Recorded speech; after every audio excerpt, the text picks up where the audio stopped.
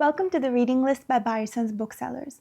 Our guest today is author and public historian Anirudh Kanisetti. We're going to be discussing his latest book, Lords of the Earth and Sea, A History of the Chola Empire. In this episode, we're going to be visiting the Chola Empire and talk to Anirudh about how he brings historical characters to life. I'm so excited to have you here today, Anirudh. Welcome. It's a pleasure. I want to start with your journey. So you are an engineer by education, but you are a public historian by profession now.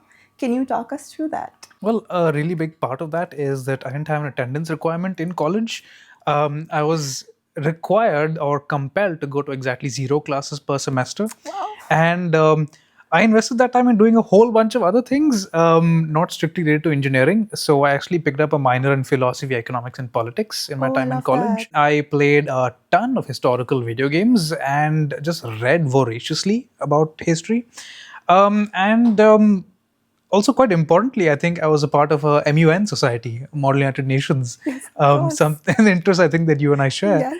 And every year in every Model United Nations conference that we organized, we would make sure to do a historical crisis simulation.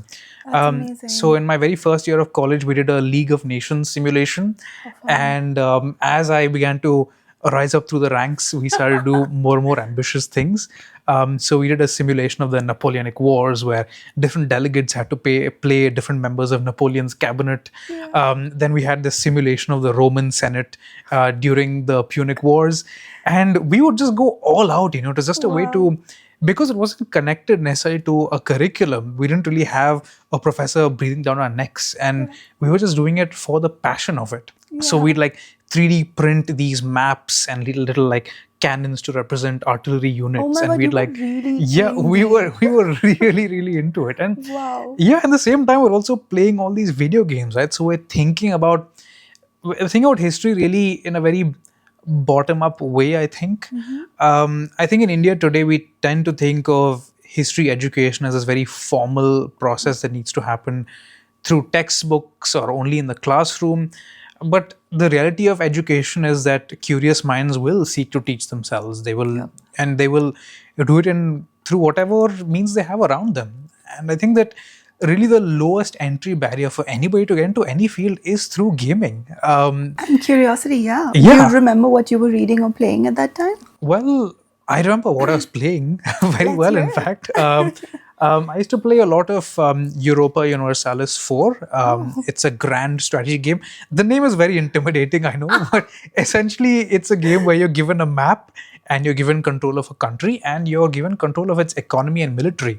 Oh, shit. That sounds really interesting. Yeah, so you're actually figuring out how trade works very intuitively because you can see what goods you're trading in, which ports it's flowing into, how money is coming into your coffers. And it's just such rather than sitting and learning about, the 10 great things done by Emperor Ashoka Maurya, you're actually looking at how nations produce manpower. You're seeing It's how strategy. yeah, you're learning how history works as a phenomenon, what really goes into determining the way that societies operate. And I also play this other fantastic game called Crusader Kings 2, which involves you taking control of a medieval family generation by generation. And you're doing stuff like, arranging your grandchildren's marriages, assassinating your in-laws to make sure your child inherits the right throne.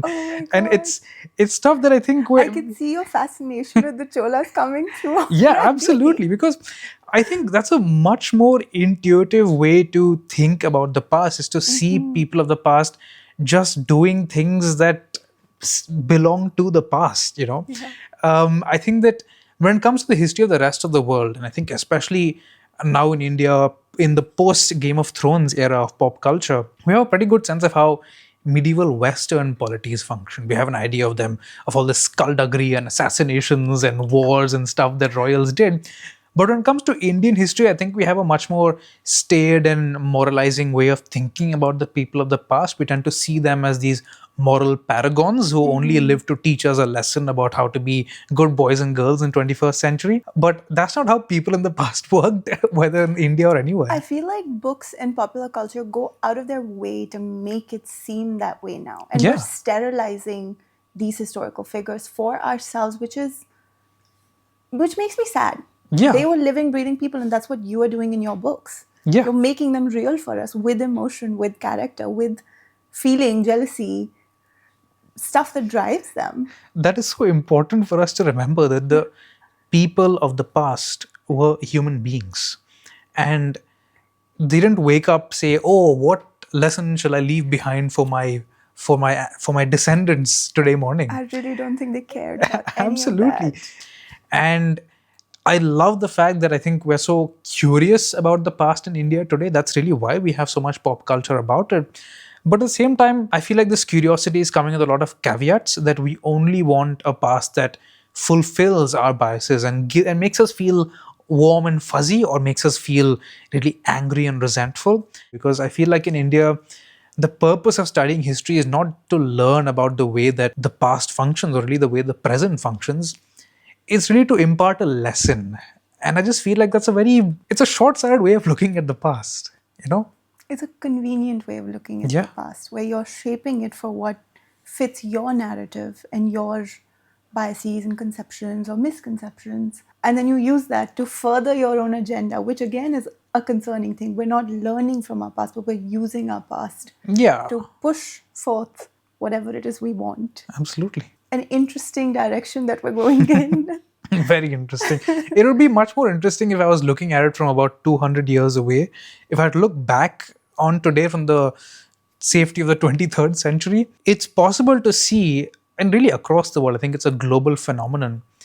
There is a change in the way that we're seeing history. There is a change in what we are asking of the past. And I think that's quite interesting, because if you look at the kind of historical media that India was producing in the 20th century, when you look at the work of historians like Nilakanta Shastri, who wrote really the first great history of the Cholas, you see there's this very clear yearning. And I don't want to necessarily use this term in a political sense, but there is a sense of a nationalist yearning in these books, because they're being written at a time of heightened nationalism. They're being written at the height of the freedom struggle. There is really this deep, I think, cultural wound that colonialism inflicted on the Indian consciousness, where there was a need to look towards the past and to find empires that seemed to present a counter narrative to this British idea that Indians couldn't rule themselves.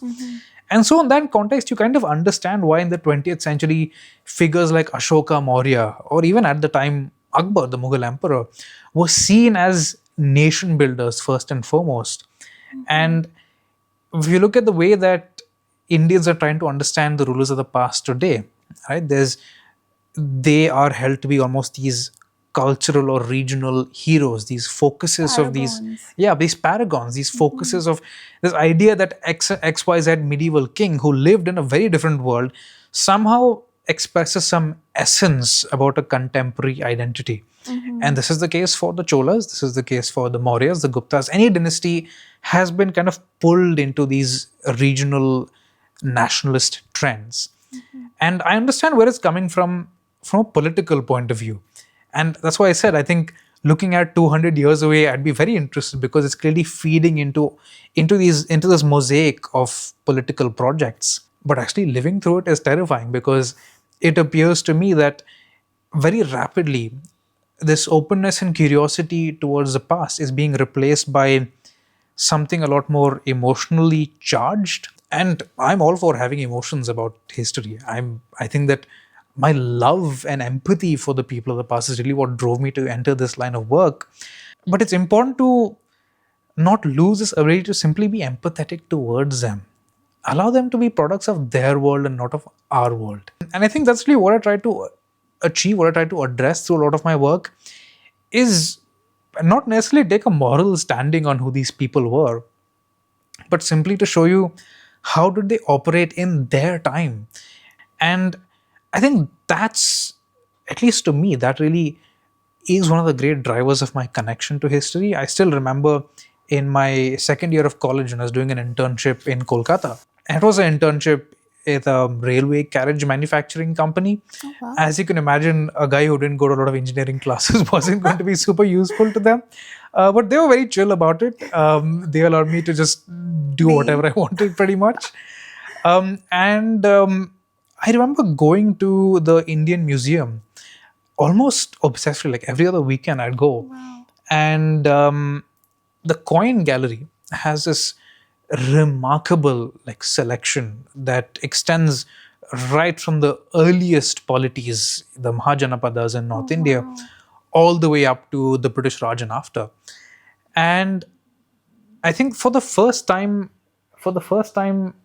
that day, I saw it from the Greek perspective, because I saw a coin, and on this coin was an image of a guy on a horse poking at a retreating guy on an elephant. And on this coin was written, and this is really the most useful thing I picked up from my time in engineering. I know the Greek letters because I learned them for I learned them for mathematical formulae, but also meant I could read them. So there was alpha, there was lambda, epsilon, and I could just, with this increasing sense of wonder, I could read Alexandros Megas, which means Alexander the Great. And all of a sudden, I had read this coin in the exact same way that somebody living in the Greek world 2300 years ago would have been able to read. I'm able to see the same image, this propagandistic image that Alexander the Great created for his subjects. I am able to see it and I'm able to receive it. And suddenly, in this epiphanic moment, I realized that yes, there was this actual young king who in his 20s led this conquering army through the known world at the time, came all the way to the borders of India, battled an Indian king, and India changed his life. And he changed India century after century. All of a sudden, I was looking at all these coins and thinking, oh, this invasion of Alexander's led to the crystallization of the Mauryan Empire, and here are Mauryan coins. And then the fall of the Mauryas led to all these Central Asian rule polities, and here are Kushan coins, here are Indo-Scythian coins. And century after century, all of a sudden, I could feel these waves and waves of history, lives just like mine, people just like me, who lived through all of this. And just to think that I had been pretty much in the dark about what these lives, what these processes, what these times must have been. And to think that most Indians also live pretty much without an awareness of these remarkable individuals, these remarkable processes, because we're taught history, as I said earlier, in this really reductive and clinical way. Yeah, clinical way. Once I'd had that vision of how all of this actually worked, I knew at some point that I'd want to bring it to life with my own pen. But I never really imagined I'd be able to do it so soon. And here I am. So I want to zoom out a little, and I want us to talk about why you picked the Chola dynasty to begin with. Well, I think it really began when I was writing Lords of the Deccan. Because I think, so I'm going to answer this question in a bit of a roundabout way. That's fine. But bear with me. Very few of us have a sense of scale as to how big India actually is. Just to give you a rule of thumb that I generally use, Kerala's coastline is almost as long as Portugal's. Wow. And Karnataka is pretty close in size to Germany, while Uttar Pradesh is close in size to France. Now, when you think about the history of Europe, keep in mind that all these regions did have some sense of cultural similarity, but are really quite distinct, quite diverse. And all of them had a long history of warfare with each other. Now, obviously, this means that an individual who in one country is a cultural and national hero, to another country is not necessarily seen in the same way, right?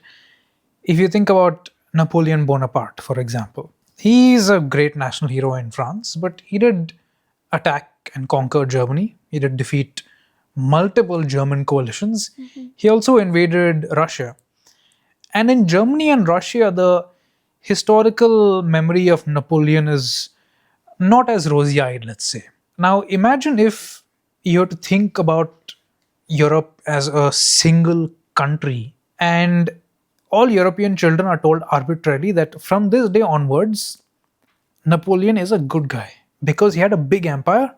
Therefore, he made a contribution to European history, and that's the only narrative that can exist about him. This is exactly the way we think about most medieval Indian kings.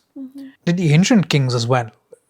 Ashoka, we're told that, look, Ashoka had a big empire, therefore Ashoka is a good guy, and Ashoka is the first emperor of United India. Do you see how different the approach is? In Europe, distinct regions are allowed to have their own historical trajectories. Historical figures are allowed to be seen from multiple perspectives. And I think this was really what struck me when I was doing Lords of the Deccan, in that, especially today, as I think we are tending to want more and more national pride in whatever historical narratives out there. And this is something that politicians have made a lot of political capital from. And this is simply a factual statement. Across all political parties, it has become quite simple for Indian politicians to pay homage to XYZ historical figure and manufacture political capital out of it. And I found that this was, especially, it's been the case for the Cholas. Now, as I've made the case throughout this interview and also in my book, this is a remarkable set of people. But they also lived in a morally grey world. And to them, warfare and death were parts of their world. We have this image of the Cholas as conquerors, but we never dwell on the moral consequences, the social consequences of warfare, of conquest. We aren't interested in how warfare shapes a society, which is very ironic considering that we live in a society that's shaped by war. The world that we live in is the direct consequence of the post World War II international order.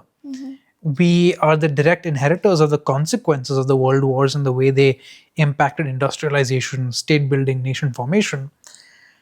And so when it comes to medieval wars, we cannot have simply this vague idea that the king waved his sword and armies leapt out of the soil to fulfill his every command, and this had no impact on the world that we live in.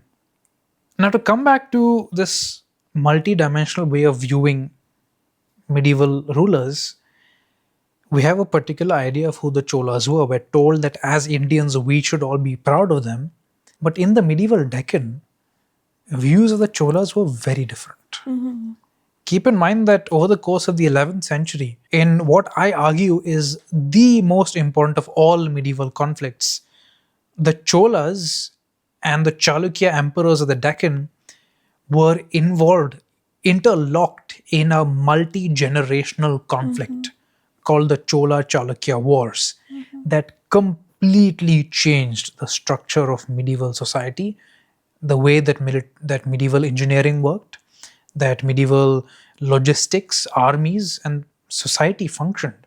And you can see this in the Chalukya inscriptions because they are giving you a very different picture of the Cholas.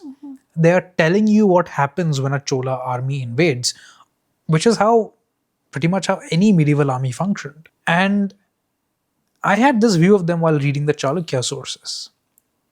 But then I asked the question, how were they able to do this? How is it that suddenly, arguably for the first and last time in Indian history, an empire of the coast that is focused on the coastal regions is able to go toe to toe with the empires of many other river valleys? How are they mobilizing such vast armies? How is their society changing? What were the strategies they used to communicate and to move such resources? And I found that these were remarkable political minds. These are individuals who understand media strategy, who understand storytelling, who know how to get their audience pumped up. They know how to construct an image of themselves as kings, and they know how to disseminate this clearly using temples. And we think of temples purely as these spaces of piety and holy business, but it is very obvious that medieval people also saw them as places for military advertising. And suddenly, my perspective of the Cholas transitioned from these nationalist heroes to these conquerors to these politicians. These remarkable politicians, people who are using media strategy 1,000 years before the concept of media even exists. And I wanted to tell that story. I wanted to give the sense of this rich world that's in constant change. And of course, I've talked earlier about the richness of the sources that allow me to write such a story, this intergenerational story of social transformation, as the decisions of one generation, the consequences of these decisions are borne by their children, their grandchildren, their great grandchildren.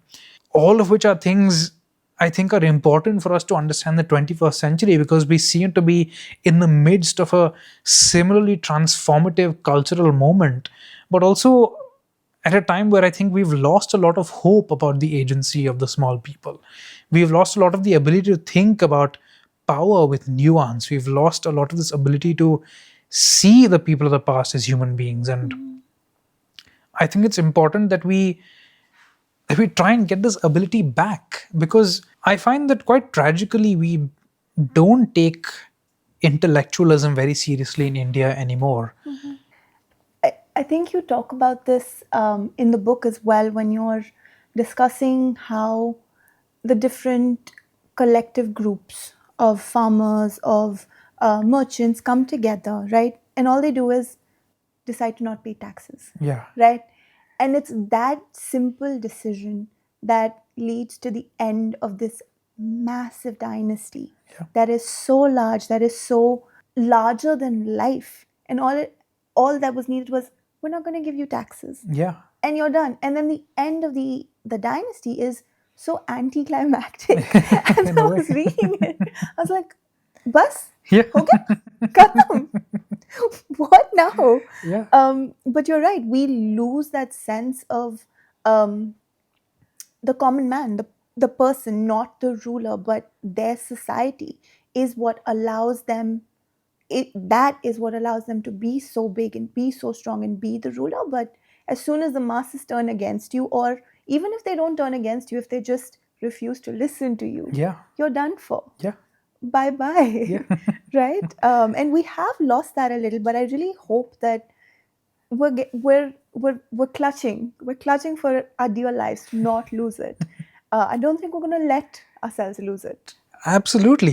And that's the thing. I mean, if the people of 1,000 years ago living in a world which was deeply iniquitous, medieval states spent practically nothing on educating the average subject.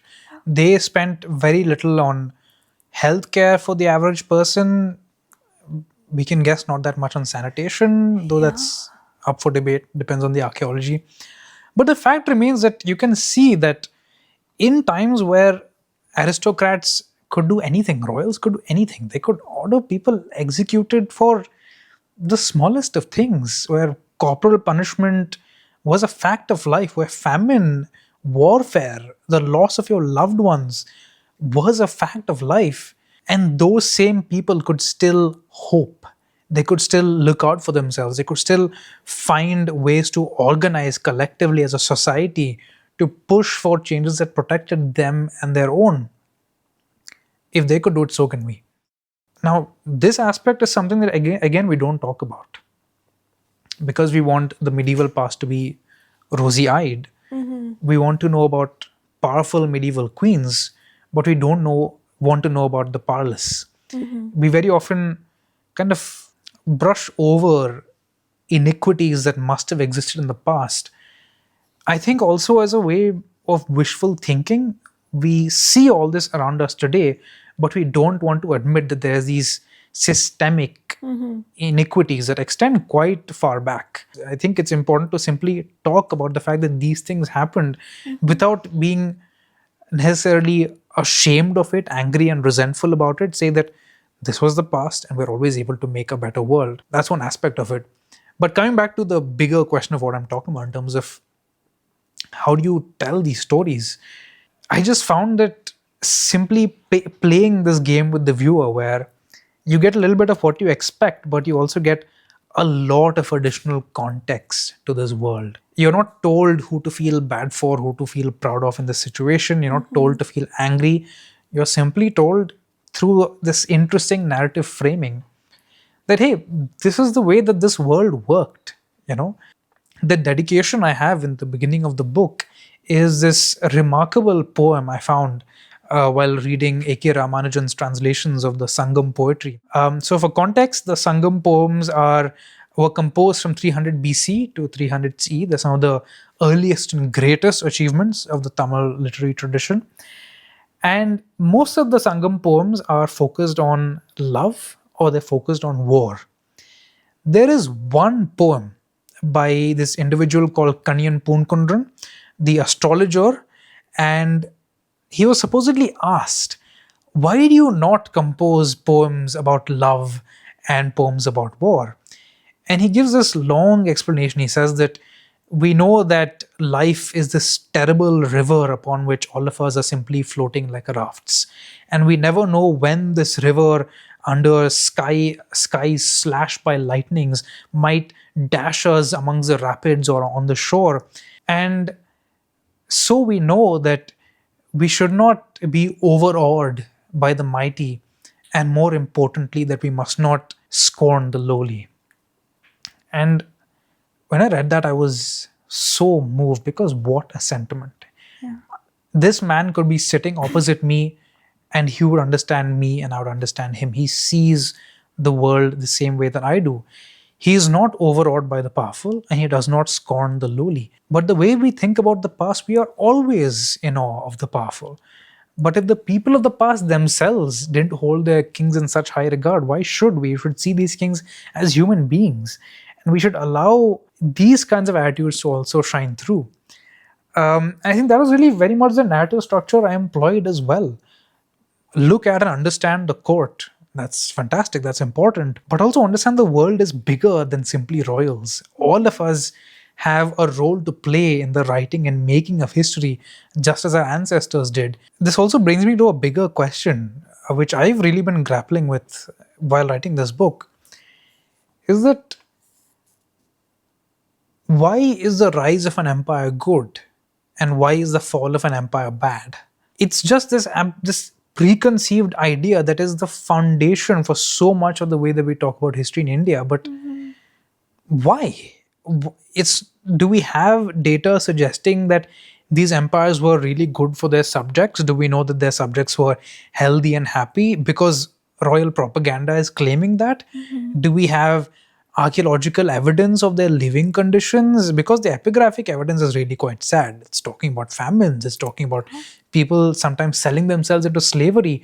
Why are we trying to convince ourselves so desperately that, look, as long as the empire is good, it is big, it must have been good for its people? I think, once again, it's just something that we've been taught in Indian history, but we haven't really learned to question. I think we tend to put a lot of sentimentality in something starting and something ending. And inevitably, we seem to, as humans, want the end to be bittersweet, or it's ending, or you're sad. And I think with the Cholas specifically, they had really good publicists. Yeah. The temples, the best PR people ever. Yeah. So because we know of everything that they were able to achieve, or what they gave to the world, or what they introduced us to, or what they innovated or invented, right? I feel like there is that sense of loss that something big is ending. However, what we're getting, and what I got from your book, was the dynasty may have ended. However, what they gave to the world and what they gave to society continues to remain, right? So all of the political alliances that they worked on, and the architecture, obviously, the way we approach our religion now, the way different communities approach religion, social hierarchies and stuff, those continue to exist, and they've solidified, broken down, shifted, but we still live with them. Yeah. And we still have evidence of what this great empire did, this great dynasty did. And they may have ended, but they gave us so much. Yeah. I truly, when I was reading the page about the end of it, and I was like, oh, chale gaye. But then the next, literally in the next paragraph, you're like, oh, we went to the Chinese shores and there were Tamil Chinese. And I was like, what? Yeah. Where did this come from? Yeah. And that's wild. And the thing is that you can trace the Tamil Chinese right back to chapter 3, where you begin to see Tamil merchants like spreading into Southeast Asia. And then that thread is kind of not developed for a bit because I'm showing you other things. But then suddenly to see that thread kind of like blooming into And this. that's just like the remarkable foresight or the strategy that they had, that they use their merchants Yeah. to establish control somewhere. Exactly. You build a myth of a ruler, even though the ruler's not around you right now. He's not coming. His representatives are there. So you impact the politics of that entire region Yeah. without actually being there. Yeah. It's just like, what in the Trump is happening? It was just amazing. Yeah, it is. And like, is these ripples that power leaves in the world around it that are then kind of developed in this. It's almost like a growing web. Yeah. It's almost like falling dominoes that cause more and more dominoes to fall in multiple directions. There's this sense of unfolding as complexity is accumulating at every level. Like the Chola king will do one thing in one direction, and then it'll be responded to by so many different people in so many different ways. And that's, I'm so delighted that that came across in the book. That absolutely was the objective, is It was to amazing. and I'm really glad you picked up on the narrative of it as well, because yes, the Cholas aren't in the scene, but I've demonstrated in my final chapter how so many things that happen because of them continue to impact our world. So, in a way, the Cholas aren't around, but in much more profound ways, they still are. And we think of this this continuity of the Cholas in a bit of a strange way, I have to say. We think of these ocean going expeditions, right? We think of these big temples that they're building, but we don't think about the fact that for half a millennium, the Tamil caste system was shaped by dynamics that started in the Chola period. We don't think that the architectural layout of South Indian temples across the planet is because of Chola innovations. We don't think about the fact that these temple processions, the singing of verses in a particular way, are direct results of this remarkable society of over 1,000 years ago. And what I really tried to do, and it seems that I've succeeded going by what you're saying, is I've try to show this in a way that isn't chest thumping, that isn't finger wagging, that doesn't try to make you feel one way or another. It just tells you the story of this remarkable group of people, where they came from, who were the people around them, how they changed all these lives, and how they were eventually absorbed back into the world that they came from, which I think really is the story of power, of dynasties, of societies across the world. It's the same great song, the same emotions, the same dynamics that you see appearing again and again in all these different contexts. And that's what I love about history. I'm so glad I could bring some of it across. Yeah, and I think the one thing that really stuck out for me was, you have the rulers, you have their immediate family, you have their wives, you have their kids, their mother, father. But then there's also this entire web of second tier relations. Yeah. Usually men waiting, Yes. just waiting to get power and more power, or doing this here or doing that there. And when you're talking about, when you mentioned before that the ruler had to take care of so many different things and he's always doing something, this level of family politics, Yeah. in addition to court politics, in addition to whatever's happening out in the economy, in the world, in your temples, in, like, fighting with your neighbors, you have to worry about that also. Yeah. And this is something that is largely, we just don't think about, right? But which of us has not seen family politics? Like, I think that is the most universal Indian thing. We are all so familiar with it, but we assume that people in the past didn't have it. These families were incredibly tangled. You have to remember that, like, first cousin marriage was normal in South India at this time, and it was also normal for men to have multiple wives who came from often very powerful backgrounds. And you can very clearly see this when you just approach the sources in an open-minded way, without only searching for these relationships of like devotion to the elderly and loyalty from the young. once you allow for the possibility of family politics, you see it everywhere. You see brothers-in-law, sisters-in-law, uncles, nephews, all of them jangling for power. And when you realize that this was very important for medieval royals to deal with, once you can see this so clearly in their media, you can see that especially from the mid 11th century onwards, it is a primary job of the Chola king apparently to manage all his male relatives, and only then in his inscriptions does he talk about his conquests. So you can really see this shift in the emphasis of the king's activities by what is being said in his inscriptions. For the conqueror Rajaraja Chola, it was most important to talk about his conquests. For the Queen Sembian Mahadevi, it was most important to talk about her devotion. But for later Chola emperors, the emphasis was really on the titles and the treasures being distributed to the cousins and uncles. But then from the 12th century, once again, the emphasis shifts to the beauty of the king and different kinds of things.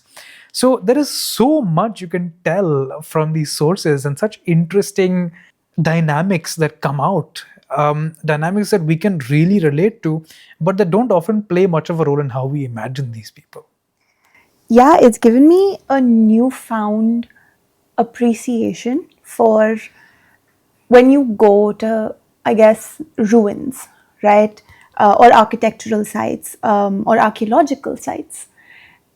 Every single remain has significance. Yes. And that surface held so much history in it. Yeah. But the common man looking at it may not know it. Yeah. Right? A lot of the ruins in India are not well preserved right now, or they don't have proper descriptions, or you may be looking at something that is wildly important to your history, but you just don't know it because you weren't taught about it, or you weren't told to be curious about it. Yeah. Right? But reading the book and seeing the way you went through your research and also all your references at the end, like, oh my God, there's so many references and so many sources. But like, every wall is important. Every pillar is important. You must look at this. You must try to understand what it does and what it tells us. Yeah. And this is something that I learned to figure out over the course of many years, because art historians, bless them, love them, look up to them, but their writing is not, let's say, it's not the most accessible. You really have to have a lot of knowledge as a prerequisite to understanding a lot of these arguments. And I really enjoy simplifying it to help people understand these visual languages. So I really encourage my readers to look at temples not just as, oh, this god is depicted, that god is depicted, that god is depicted, end of story. Why is that god here? Why are they represented in this particular way? Was it the commissioner's choice or the sculptor's choice? Why is the temple being built in this architectural style? How big was the team that must have built this? What are the gifts the temple telling us? Who are the people making these gifts? These are such important questions to ask, and they allow us a much deeper view of what these structures are. Once you understand the visual language of a temple, you can't go back.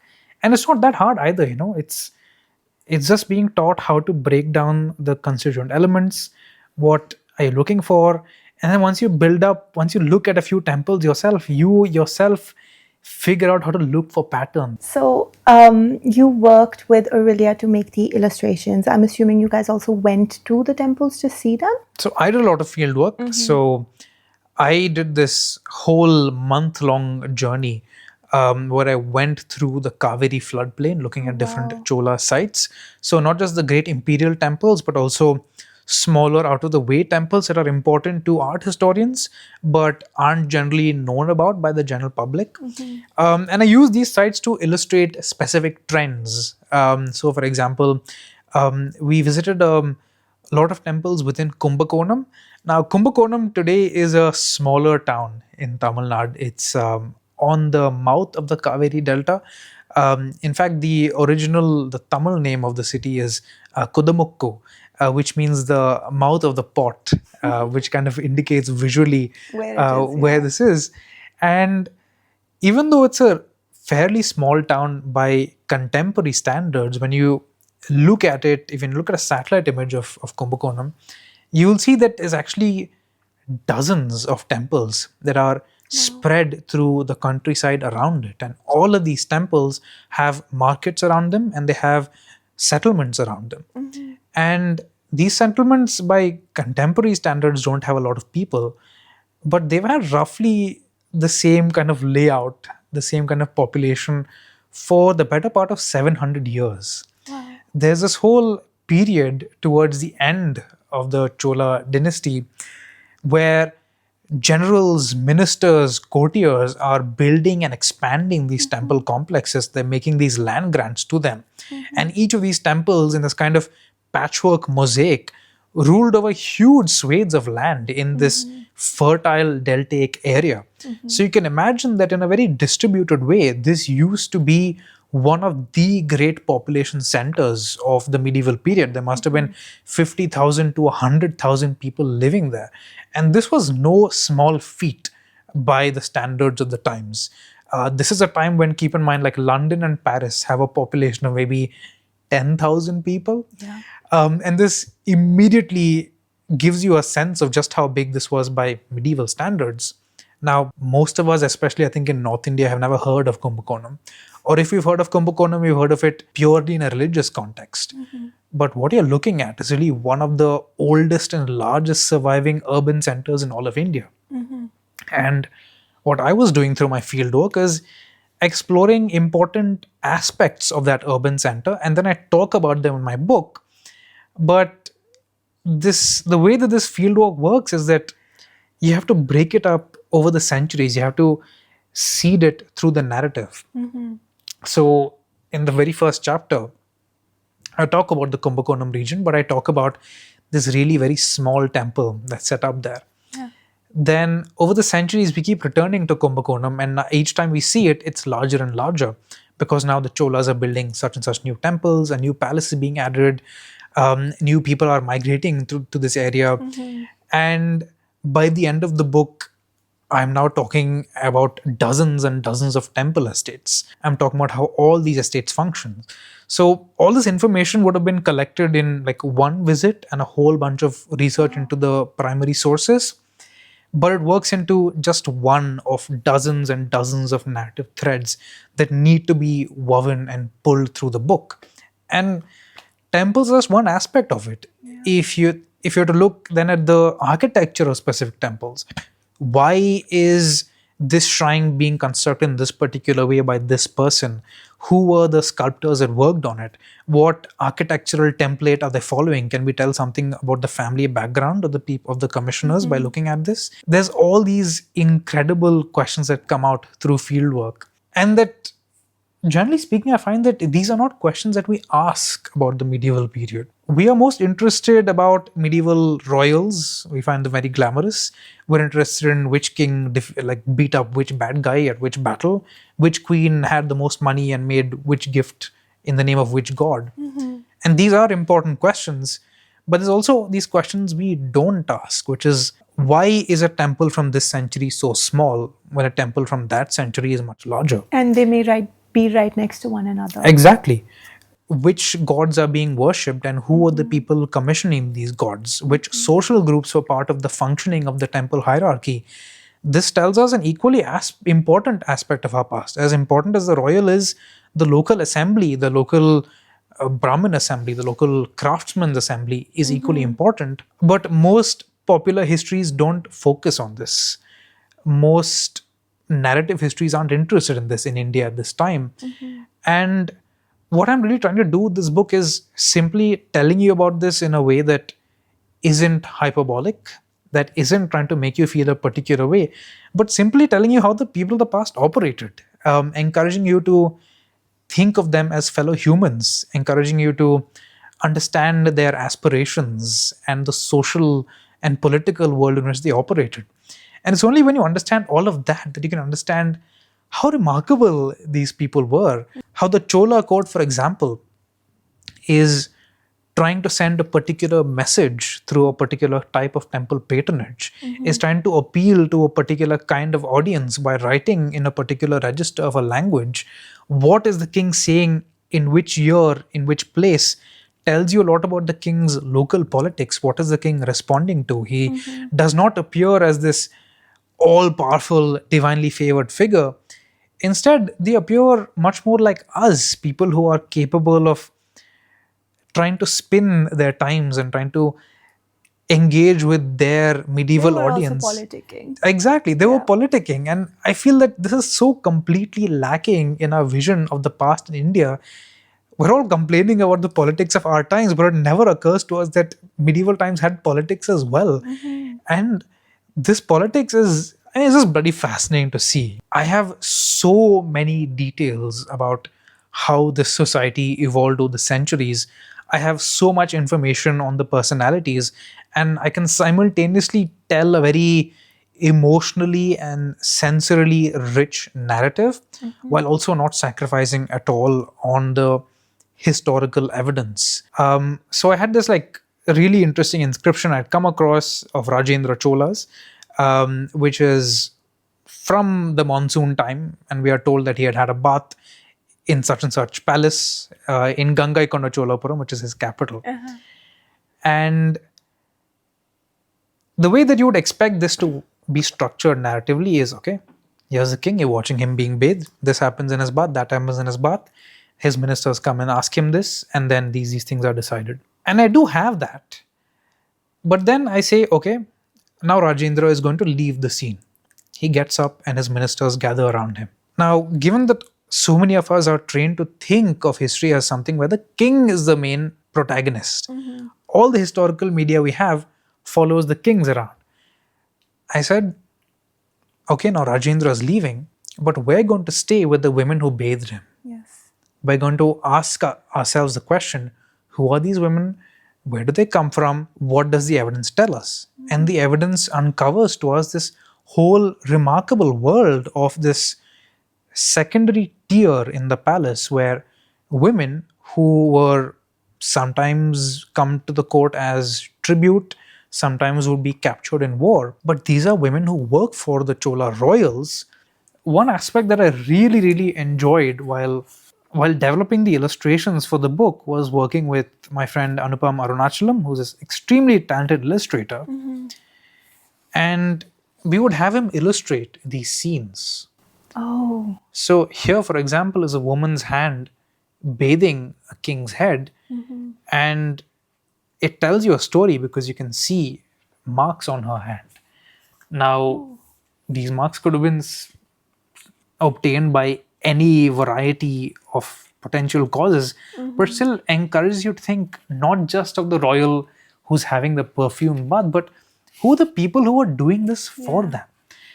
And as I said, it's just based on one inscription picked up during fieldwork, during research. Similarly, this hand, the scarred man's hand holding a skull bowl, is the hand of General Velan Kumaran, a Chola general who I talk about in chapter 1, who had this amazing career where he worked for a Chola prince. His prince dies on the battlefield, and then this general decided to become a wandering Shaivite monk. He just like gives up on life, wanders around, takes a bath in the Ganga, comes back down, and now he's a Shaivite monk. And you come across these in the driest contexts possible, but some academic has usually written about, studied them for using a very particular disciplinary orientation. And I'm just looking at these, I'm connecting the dots and saying, hey, this could be an interesting story. So that's how it works. As I'm doing my research, I'm looking for these stories. I'm looking for stories that can offer the reader a deeper insight. And I'm looking of interesting ways to express this visually, to tell a story that makes you feel like you're a part of it. So we live in a time where what we talk about, what the story is, and who tells it are both equally as important. Is that something that has impacted you in the way you go about your research and you go about your writing? Well, to an extent, I think that because of this tendency to go from national heroes in the 20th century towards regional and cultural heroes in the 21st century, I think there's this inability to understand how multicultural, multilingual India's intellectual discourse has always been. It has never been the case that an intellectual sitting in Kashmir, for example, would be completely ignored by intellectuals sitting in the Deccan simply because he's Kashmiri. But today I find that when writing about particular regions of South India, there's a bit of a resistance. So, for example, Lord the Deccan, Kannada nationalists argued that only Kannadigas should write about Kannada history. And similarly with the Cholas, there's an idea that only Tamil should write about Chola history. But the fact is that these are trans-regional, multicultural, multilingual empires. Empires don't belong to particular states. In fact, they've impacted our collective history, and therefore, it's important for us to be able to think about and write about them from these multicultural, trans regional lenses. That's been an interesting challenge. I also think that, frankly, so much of the way that we think about the past is shaped by upper caste ways of looking at history.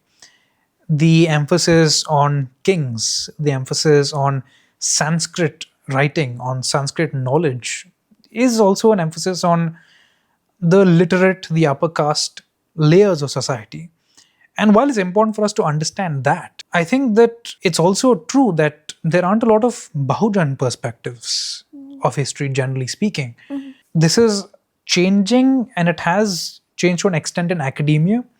But I think, especially in public discourse, the way that Indians think about the past is very dominated by great kings doing things that fit the Sanskritic mode. And I think it's important for there to be more voices coming from smaller towns, coming from not primarily Anglophone backgrounds. I'm primarily Anglophone myself, given that I write mostly in English, but I did grow up in South India, and I think that being a South Indian, speaking about South Indian history on a national stage has kind of awakened me to multiple hierarchies in the ways that Indian histories are told.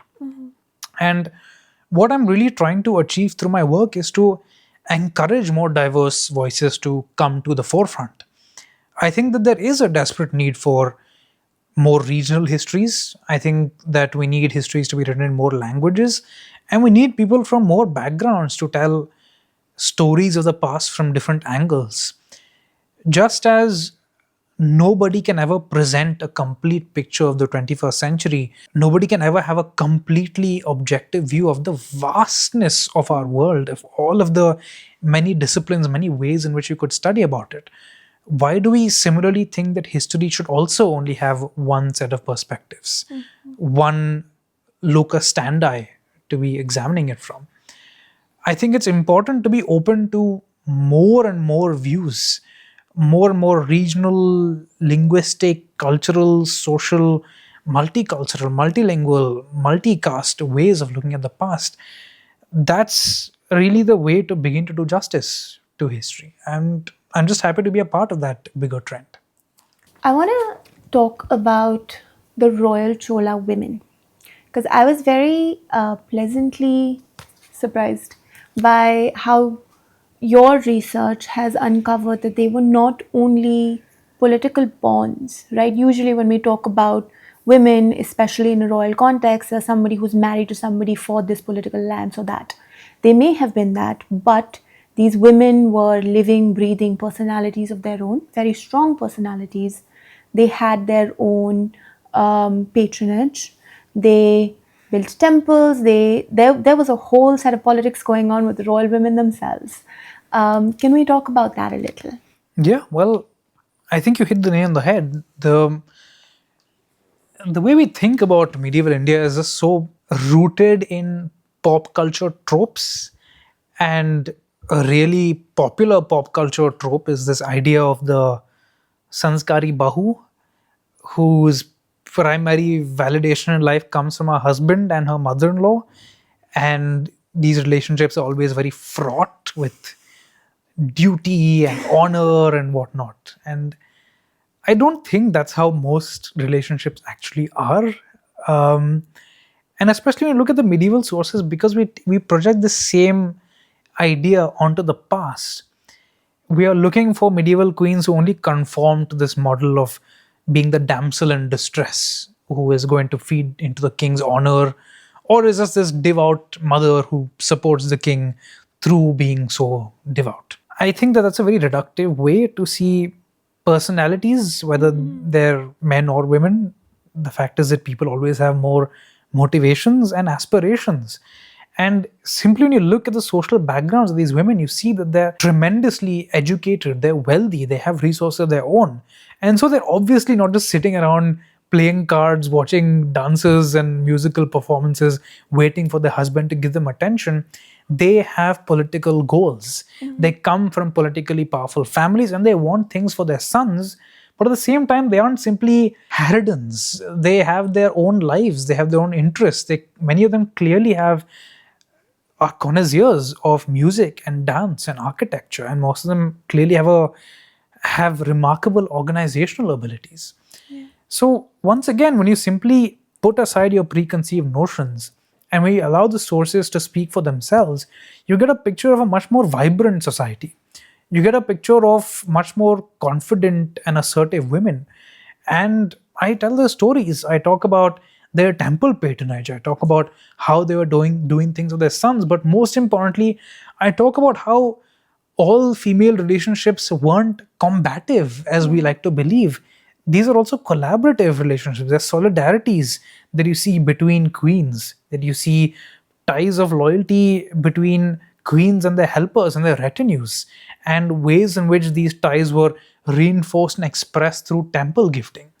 It's people, once again, who are just like us. And they all had a lasting impact. We still see their contributions to Chola society today. To Hindu society, to Tamil society, to Indian society, the most iconic Hindu god today arguably is Nataraja.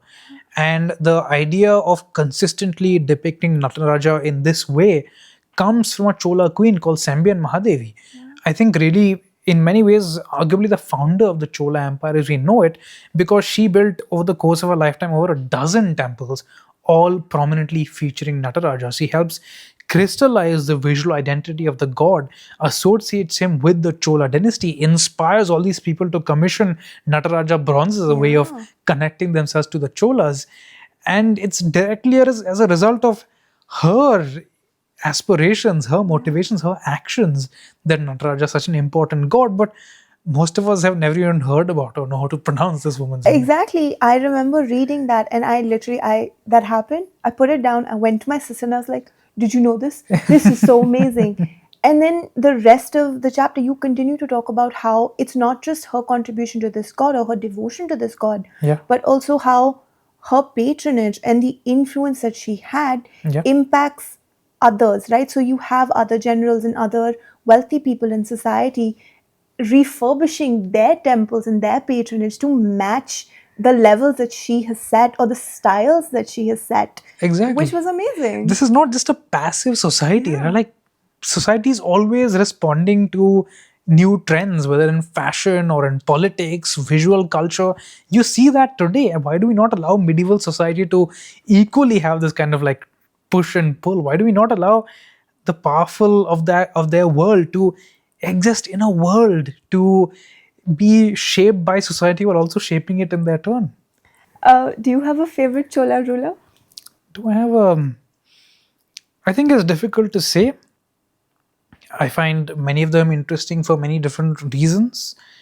I'm particularly interested in the Queen Sembian Mahadevi. I think that she must have been an absolute force of nature. It would be very interesting to have a conversation with her and get a sense of who she was and why she did what she did. That leads me perfectly to my next question. If you could share a meal with two historical figures, I'm assuming she would be one of them. Definitely. But the other person would be the architect of the Kailasnatha temple at Ellora. Oh, wow. This colossal structure, this sculpture that is so large, its architecture.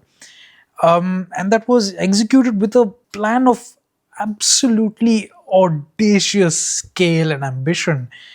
And the mind who created that did not see itself as inferior to any other mind at any point of time, any place. And the individual who could have pulled that off was one of the most remarkable individuals, one of the most remarkable artists of all of human history. To meet him or them and to understand just the way their minds operated would be, I think, a hair-raising experience. Okay, so Sembian Mahadevi, an unknown attendee. That's who we're having a meal with. We've talked a lot about how you found your way into history and how you have dedicated your career in history to develop public history, right? What is your advice for other people who want to get into history? I would say don't be intimidated. Be exercise a bit of responsibility in the kind of content that you're consuming if you can. If it's trying to make you feel a particular way, be especially cautious, and try to generally see how evidence is being read. um, Try to get a sense of what evidence is telling you what kind of story. But by far the most important thing, I think, is really try to be empathetic towards the people of the past. Understand that they didn't live in black and white. They weren't heroes, but they weren't villains either. Irrespective of what language they spoke, whether it's like yours, whether it's not, what religion they were, whether it's like yours, whether it's not, I think just let the people of the past be the people of the past and read as widely as you can. Read. If you're curious about history, there's absolutely a place for videos, reels, podcasts. But if you can, read, because it's really in long form history that you will develop the ability to think for yourself about it. And that is the most rewarding way, always, I think, to learn about anything. In your acknowledgements, you mentioned a really interesting exchange or something you overheard a man say at the art gallery in Bangalore. Can you talk about that a little? Well, yeah, I was dumbstruck by this bronze that we actually reconstructed. You can see in the color insert of the book. It's a bronze of Shiva as Vrishabha Vahana, the bull rider, but it's depicted with this astonishing style. It's extremely refined, and for lack of a better word, cool. Just shows you Shiva in this elegant way, which is very different from the way I think we've come to imagine gods today. We tend to imagine them in this very muscular way, but here is Shiva unabashedly svelte. And this gentleman who was next to me he was just like, wow, what style, mama, like that was what he was most interested in. He wasn't interested in the religious associations. He wasn't impressed by the devotion supposedly of the commissioner, the patron, or the sculptor. He was just like, this god is style, he's cool. And I was so struck because this is what medieval people wanted to be. They didn't want to be praised for being devout or being conquerors or being pilgrims. They wanted to be cool. They wanted to be cool. Don't we all? For their contemporaries, exactly. And like, what could be a more human aspiration than that? And I was just struck by that. I was struck by how, in this moment, when actually confronted by this artifact of these people of this medieval world, rather than project all these emotionally fraught things onto it, which I think we have to be trained to do. You need a whole media environment to keep people thinking about history in these very simplistic terms. The most natural and human response instead is to just say, wow, this guy was cool. And it stayed with me, and I wanted that sense of curiosity and excitement to percolate every aspect of this book. And I hope I've succeeded, and I hope the readers will agree. Certainly have. Thank you. You certainly have. Thank you so much for your time today. This has been such a fun and extremely enlightening conversation. It's been a pleasure. Thank you for having me. I hope you enjoyed this really interesting conversation with Anirudh Kanisetti. If you did, remember to like, share, and subscribe.